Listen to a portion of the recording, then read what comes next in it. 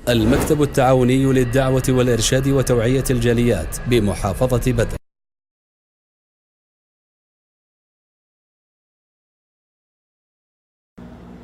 الحمد للہ رب العالمین والصلاة والسلام علی اشرف الانبیاء والمرسلین اما بعد۔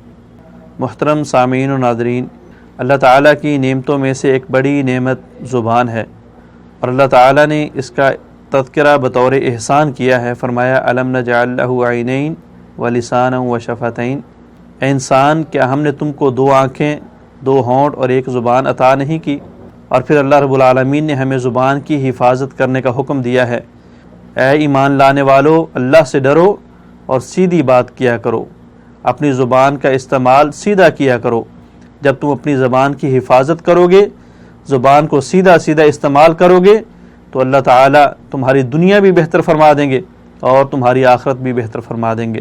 فرمایا زبان کو سیدھا استعمال کرنے سے اللہ تعالیٰ تمہارے اعمال کی اصلاح کر دیں گے اور کل قیامت والے دن تمہارے گناہوں کو معاف بھی کر دیں گے۔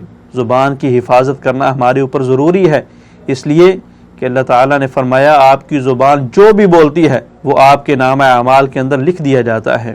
اللہ کے رسول صلی اللہ علیہ وسلم نے فرمایا اے لوگو، اپنی زبانوں کی حفاظت کرو، کیونکہ ابن آدم اکثر غلطیاں اپنی زبان کے غلط استعمال کی وجہ سے کرتا ہے۔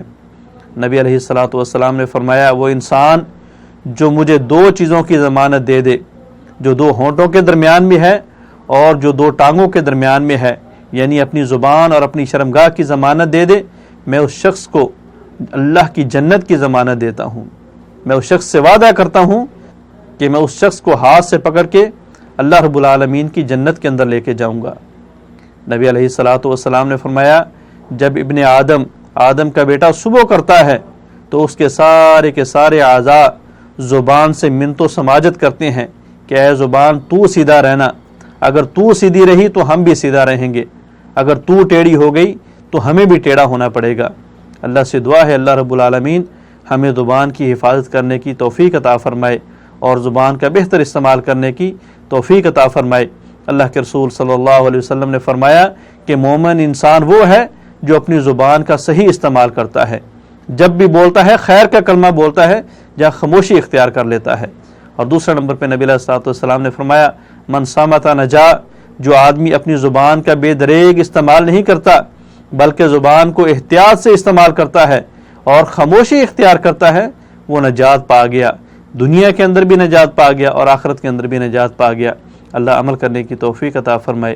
السلام علیکم ورحمۃ اللہ وبرکاتہ۔